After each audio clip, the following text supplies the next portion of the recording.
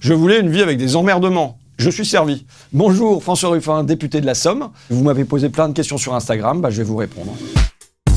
Pour ou contre la réforme des retraites au final? Emoji désemparé.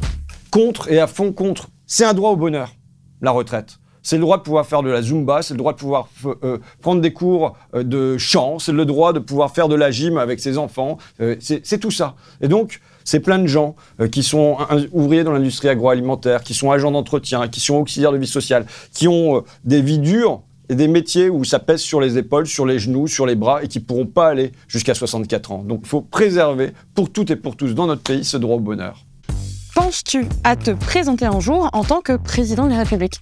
J'y pense pas le matin en me rasant ni en courant, mais je sais qu'il y a un devoir aujourd'hui de représenter les plus invisibles de la nation. Ils ont besoin d'être portés par une voix d'espérance qui soit à gauche et qui ne soit pas dans la déprime, dans l'extrême droite et ainsi de suite. Donc si un jour je dois incarner ça, je le ferai. Tu touches combien par mois?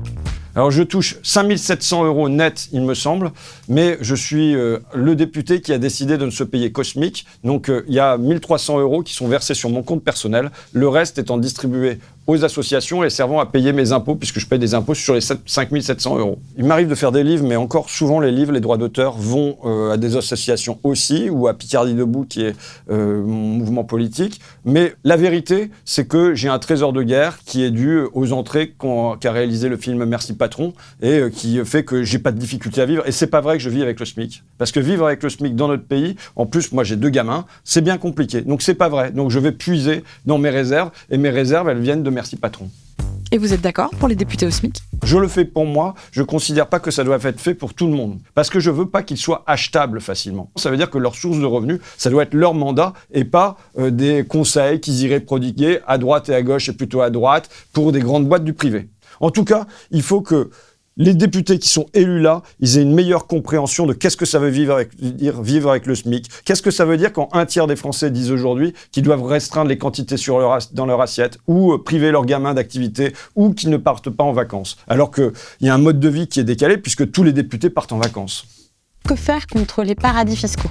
Quand une entreprise comme Amazon fait du bénéfice en France, on doit la taxer sur son bénéfice et sur son chiffre d'affaires en France. Et ça me paraît assez simple. On a besoin aujourd'hui d'une police économique. Parce que si on veut avoir des hôpitaux, si on veut avoir des écoles, si on veut avoir une justice, si on veut avoir une police, ça suppose qu'on ait les moyens pour ça. Et aujourd'hui, on a ces nouveaux grands seigneurs, que sont les grandes entreprises, qui s'auto-exemptent de leurs impôts. Eh bien, on a besoin qu'ils payent leurs impôts en France pour qu'on puisse financer tout ça. Il était juste écrit « gaucho ».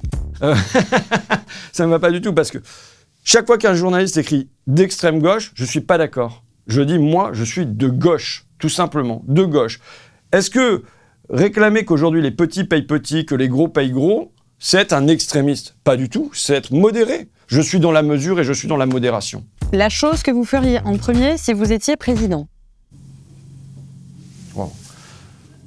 Je crois que j'ouvrirai les jardins de l'Élysée pour qu'il y ait une belle fête populaire qui se déroule à l'intérieur. Ce serait le premier truc que je ferais, voilà.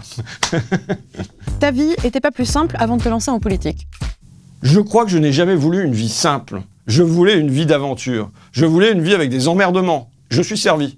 Et je dirais que chaque fois que j'ai des soucis qui me tombent sur la tête, je me dis au moins j'aurais vécu ça. Êtes-vous vegan? Cœur vert? Emoji canard. Non, je ne suis pas végane. J'ai été végétarien, il me semble, de mes 16 à mes 23 ans, grosso modo. Je mange très peu de viande, voire quasiment pas de viande chez moi, même si j'ai une fille qui est viandarde, assez, quand même, pas mal. Et en revanche, quand je suis à l'extérieur, souvent je mange normalement, c'est-à-dire de la viande aussi.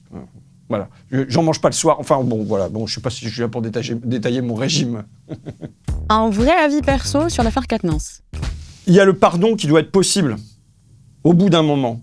Mais maintenant, il faut qu'il y ait un temps de digestion des événements et un temps de digestion d'un jugement quand il a été rendu. Et qu'après, une traversée du désert, une interrogation sur soi-même, on puisse revenir en étant un nouvel homme et en ayant intégré qu'est-ce qui se passe dans la société, qu'est-ce que j'ai fait. Donc, j'étais partisan, moi, pour Adrien, qui prenne une année sabbatique et qui revienne en ayant réfléchi, mûri, digéré tout ça en septembre de l'année prochaine, par exemple.